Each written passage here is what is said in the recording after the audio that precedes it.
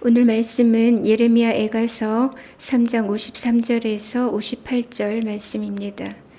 우리가 애가서 3장 53절에서 58절을 함께 읽도록 하겠습니다. 그들이 내 생명을 끊으려고 나를 구덩이에 넣고 그 위에 돌을 던지며 물이 내 머리 위에 넘치니 내가 스스로 이르기를 이제는 멸절되었다 하도다. 여호와여, 내가 심히 깊은 구덩이에서 주의 이름을 불렀나이다. 주께서 이미 나의 음성을 들으셨사오니 이제 나의 탄식과 부르짖음에 주의 귀를 가리지 마옵소서.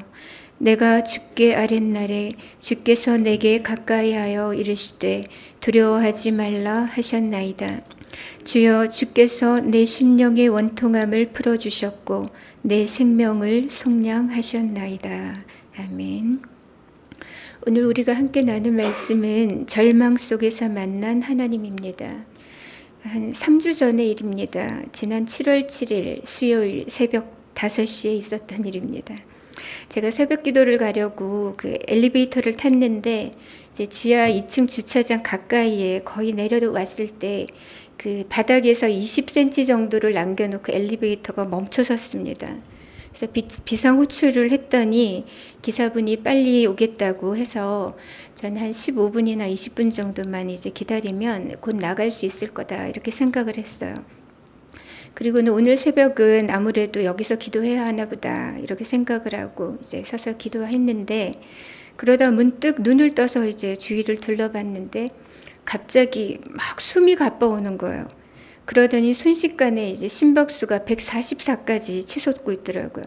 보통 휴식기에 6, 70 정도 이제 심박수가 되고 걸을 때 한 105, 운동할 때 125 이 정도 되는데 70에서 144까지 순식간에 뛰어버리더라고요.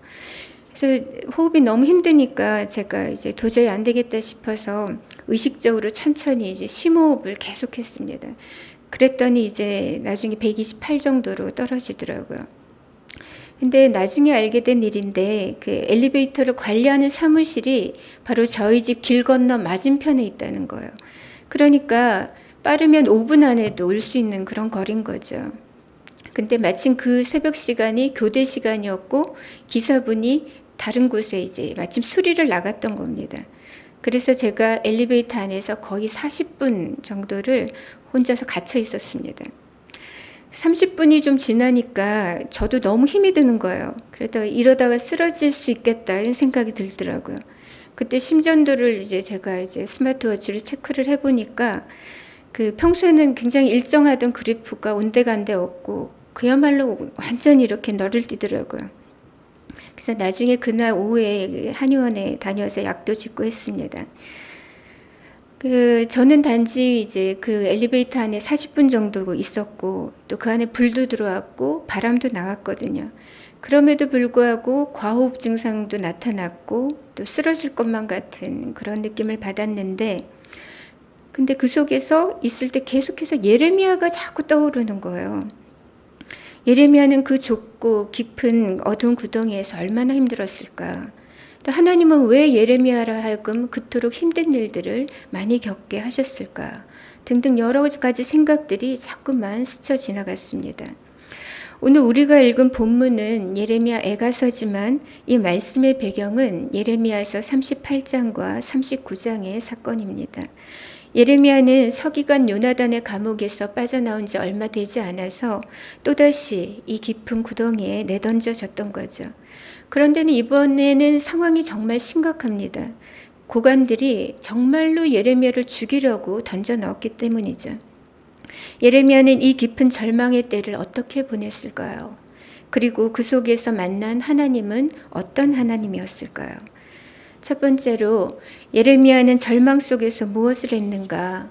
그는 원망 대신 주의 이름을 불렀습니다.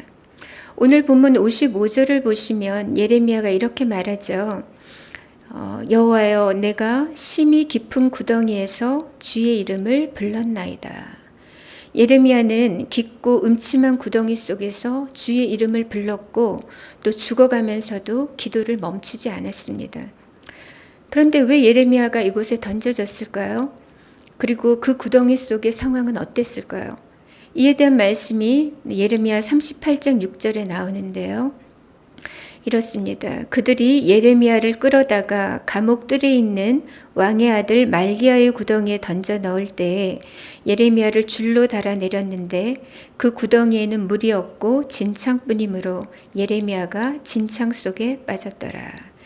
여기서 그들이란 친애굽 성향을 가졌던 유다의 악한 고관들을 말합니다.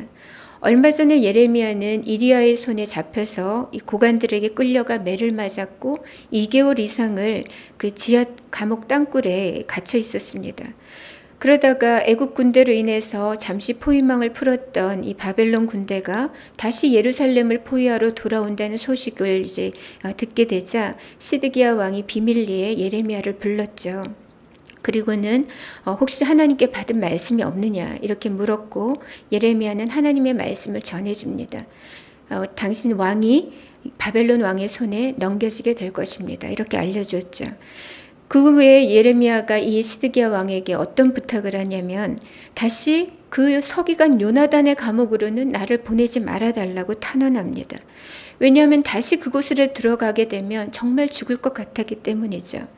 이에 시드기야 왕은 예레미야를 왕궁 안 감옥들에 머물도록 했습니다. 그리고 하루에 하나씩 빵을 주도록 했죠. 그런데 이것을 지켜본 유다 고관들의 눈에는 이 예레미야가 눈의 가시와 같았습니다. 그래서 그들은 작정하고서 시드기야 왕을 찾아갑니다. 왕에게 고하기를 예레미야가 이 백성의 평안을 구하지 않고 재난을 구하고 있으니 저자를 반드시 죽여야 합니다. 예레미야 때문에 군사들의 사기가 땅에 떨어지고 있고 백성들은 혼란을 겪고 있습니다. 이렇게 말합니다. 그들의 관점에서 볼 때 틀린 말은 아니었죠. 이에 반박할 수가 없었던 시드기야는 결국 예레미야를 죽이도록 그 고관들의 손에 넘겨주게 됩니다. 예레미야를 더 이상 비호하다가는 자신 또한 친바벨론주의자로 몰려서 매국노로 여겨질까 봐 두려웠던 것이죠. 그러나 시드기야는 적어도 예레미야가 하나님의 선지자임을 알고 있었습니다. 그리고 예레미야를 통해서 주셨던 하나님의 뜻이 바벨론에 항복하는 것이라는 것도 알고 있었어요. 하지만 시드기야는 결국 하나님을 거부하고 불순종을 선택해 버립니다. 왜냐하면 자기가 만약에 바벨론 군대에 항복을 하게 되면 바벨론으로 끌려가게 될 것인데 이미 그곳에 1, 2차 포로로 끌려가 있는 유대인들이 자기를 조롱할 거라는 거죠. 그것이 두려워서 자기는 그 바벨론에 항복할 수가 없다고 말합니다. 시드기야는 결국 하나님의 말씀을 알면서도 외면했습니다. 그는 하나님보다 사람을 더 두려워했고 자기 체면을 더 중시했던 사람입니다. 지금도 시드기야는 고관들의 눈치를 보면서 나는 조금도 너희의 뜻을 거스를 수 없으니 너희 뜻대로 예레미야를 처리하라고 넘겨줍니다. 이에 고관들은 예레미야를 어떻게 죽일까 이렇게 고민하게 되고 최대한 백성들을 자극하지 않고 조용히 그리고 자연스럽게 그를 죽일 방법을 모색한 거죠. 그리고는 예레미야를 깊은 구덩이에 던져놓고 그곳에서 서서히 죽도록 이제 했던 것입니다. 이렇게 해서 예레미야는 우물같이 깊은 구덩이에 내던져졌습니다. 그 깊이가 너무나 깊어서 줄로 매달아 내려야만 했죠. 혼자 힘으로는 절대 올라올 수 없는 그 구덩이는 이미 말라버린 우물이었었지만 그래도 그 가장 밑바닥에는 진흙벌 상태였습니다. 그래서 예레미야는 자신의 체중을 따라서 진창에 빠져들어갔고 이내 옴짝달싹할 수 없는 상태가 되고 말았습니다. 오늘 본문 53절 이하를 세 번역으로 보면 이렇습니다. 그들이 나를 산채로 구덩이에 쳐넣고 돌로 막아서 못 나오게 하였습니다. 물이 내 머리 위로 넘쳤으므로 나는 이제 죽었구나 하고 생각하였습니다. 그러니까 그 구덩이 입구는 돌로 막혀 있었고 예레미야의 몸은 진창에 박혔는데 그의 머리 위로 물이 넘쳤다는 겁니다. 이것은 아마도 땅 밑에서 물이 스며 올라왔을 수도 있고 아니면 위에서 빗물이 떨어졌을 수도 있는데 어쨌든 구덩이 속의 상태는 말이 아니었고 예레미야는 그 안에서 내가 이대로 죽는구나 라고 생각했다는 거죠. 그런데 여기서 이상한 점이 있습니다. 이런 최악의 그 악조건 속에서도 예레미야에게는 그 어떤 원망도 찾아볼 수가 없다는 겁니다. 사실 원망하려면 얼마든지 원망할 수 있는 상황인 거죠. 요나단의 감옥을 벗어난 지 도대체 얼마나 되었다고 또다시 이런 그 구렁텅이에 빠져서 죽게 하시는 겁니까? 제가 하나님께서 시키는 그거 그대로 다 했는데, 그대로 전했을 뿐인데 왜 제게 이런 일들이 벌어지는 겁니까? 이 깊은 곳에서 이젠 정말 죽게 되었습니다. 하나님 도대체 제게 왜 이러시는 겁니까? 이런 원망이 나오는 게 당연하지 않겠어요? 그런데 예레미야에겐 외마디 불평 하나가 없습니다. 왜일까요? 이런 절망의 구덩이에 빠진 예레미야의 모습은 사실 바벨론에 둘러싸여 멸망하는 유다의 처지를 말해줍니다. 선지자는 말로써 하나님의 말씀을, 이제 메시지를 전하지만 때론 삶으로도 하나님의 뜻을 보여주게 됩니다. 죽음의 구덩이에 내던져진 이 예레미야의 처지가 곧 사면 초가 속에 파멸해가는 유다의 운명과 같았습니다. 따라서 예레미야는 지금의 이때는 원망의 때가 아니라 회개의 때이고 이 징계를 견디며 주의 얼굴을 구해야 하는 때임을 알았던 것입니다. 그는 깊은 절망의 구덩이 속에서 침몰하는 유다를 껴안고 울었습니다. 그리고 주의 이름을 부르면서 구원을 요청했습니다. 예레미야는 절망적인 상황 속에서도 하나님의 선하심과 긍휼을 믿었기 때문에 원망 대신 신실하신 주님의 이름을 불렀던 것입니다. 원망도 습관이죠. 간혹가다 하나님께 삐졌다는 분을 만나게 됩니다. 목자님께 요즘 그분이 왜 예배에 안 나오는지, 왜 목장에 안 나오는지 이렇게 여쭤보면 목자님 말씀이 그분이 하나님께 삐져서 안 나온다는 거예요. 그동안 내가 얼마나 예배도 잘 드리고 시간 내어 봉사도 하고 헌금도 했는데 하나님께 그토록 많은 투자를 했는데 하나님이 내 기도를 안 들어주셨다는 겁니다. 그를 이렇게 기분이 나빠서 이젠 안 나갈 거라고 이렇게 원망하는 사람이 있습니다. 그런데 그런가 하면 또 어떤 분은 누가 보아도 기가 막힌 수렁 속에 지금 빠져 있는데 죽느냐 사느냐의 그 기로에 서 있는데도 불구하고 잠잠히 하나님을 기다리면서 믿음으로 주의 얼굴을 구하는 분이 있더라는 겁니다. 여러분은 몹시 어려운 일들을 만날 때 어떻게 반응하시나요? 원망과 불평과 또 섭섭함이 먼저 튀어나오시나요? 아니면 내가 모르는 하나님의 더 깊은 생각과 계획과 그분의 선하심을 믿으면서 하나님께 더 가까이 나아가시나요? 예레미야가 죽음의 구덩이 속에서도 하나님을 원망하지 않았던 것은 그가 하나님의 성품과 하나님의 진심을 알았기 때문입니다. 하나님의 본심은 우리 인생으로 하여금 고생하며 근심케 하는 것이 아니고 재앙이 아니라 평안이라고 하셨습니다. 예수님께서 십자가의 고난을 통해서 부활의 영광에 이르셨던 것처럼 우리들 또한 고난을 통해서 더 온전해지고 하나님의 영광에 이르게 되는 것입니다. 하나님은 절망 속에서도 능히 우리를 구원하실 수 있는 전능하신 하나님이십니다. 그분은 지금도 나의 간구를 들으시고 우리에게 사랑과 긍휼로 응답하십니다. 혹시 지금 예레미야와 같이 절망의 때를 지나고 계신 분이 계신다면 원망 대신 기도를 선택해 보시기 바랍니다. 불평 대신 주의 이름을 부르시기 바랍니다. 두 번째로 예레미야는 이 절망의 구덩이 속에서 위로하시는 하나님을 만났습니다. 57절 말씀에 내가 주께 아랫날에 주께서 내게 가까이하여 이르시되 두려워하지 말라 하셨나이다. 온몸이 진창에 빠져 죽어가던 예레미야는 원망 대신 주의 이름을 불렀죠. 그랬더니 어떻게 되었나요? 그날에 주께서 예레미야에게 가까이 다가오셨습니다. 그리고는 두려워하지 말라고 말씀하셨어요. 이것으로 사실상 상황 종료인 거죠. 주께서 우리 곁에 오시는 순간 우리의 모든 문제가 다 해결되어 버립니다. 엉켰던 인생의 실타래가 풀어져 버리고 완전한 위로와 회복을 경험하게 됩니다. 고통의 때에 우리는 흔히 어떤 착각을 하게 되냐면 하나님께서 내 곁에 계시지 않는 것 같은 느낌을 받습니다. 나 혼자인 것 같고 하나님이 나를 듣지 않으시는 것 같고 하나님이 내 상황을 모르시는 것 같고 또 나를 버리신 것만 같습니다. 그러나 그것은 느낌이지 사실이 아닙니다. 중요한 것은 하나님께서 우리에게 주신 약속이고 말씀입니다. 하나님은 그의 사랑하는 종들을 절대로 방치하지 않으십니다. 고통 속에 홀로 죽게 내버려 두지 않으십니다. 풀무불 속에 던져졌던 사람은 다니엘의 세 친구 3명뿐이었죠. 그러나 그 무서운 풀무불 속을 걸어 다녔던 사람들은 4사람이라고 했습니다.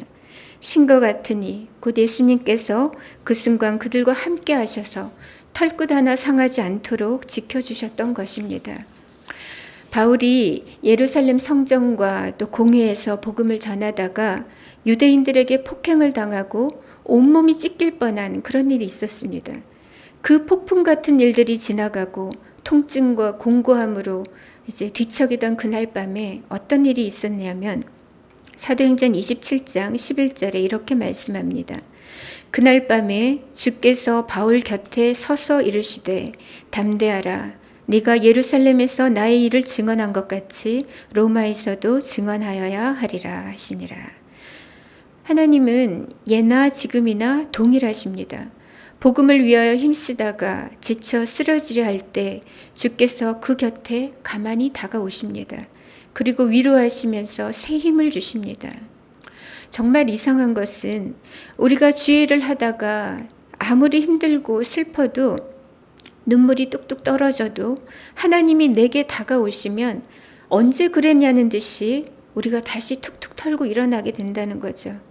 우리의 영혼이 완전히 방전되었을지라도 하나님의 어깨에 살포시 기대고 있으면 곧 내 영이 소성되고 충전되고 회복되는 것을 경험합니다. 예레미야는 깊은 구덩이 속에서 죽음을 직감했습니다. 모든 것이 끝이라고 생각되는 그때 그는 하나님의 임재를 체험했고 두려워하지 말라는 따뜻한 주의 음성을 들었습니다. 이렇게 하나님을 만난 자는 더 이상 세상이 두렵지가 않죠. 세상에서 아니 우주에서 가장 강한 분, 전능하신 분, 가장 높으신 분의 비호를 받고 있기 때문입니다. 하나님께서 우리 곁에 오실 때 또 나를 어루만지고 위로하실 때 우리는 곧 힘을 얻고 다시 일어설 수 있습니다. 오히려 이런 고통과 절망의 때는 하나님을 깊이 만나는 은혜의 기회가 되고 찬송의 자리가 되어버리고 맙니다. 주님은 우리의 형편을 모르시는 분이 아닙니다. 우리의 아픔을 외면하시는 분이 아닙니다. 그러니 절망 중에도 살아계시고 또 우리를 위로하시는 하나님을 소망하시기 바랍니다.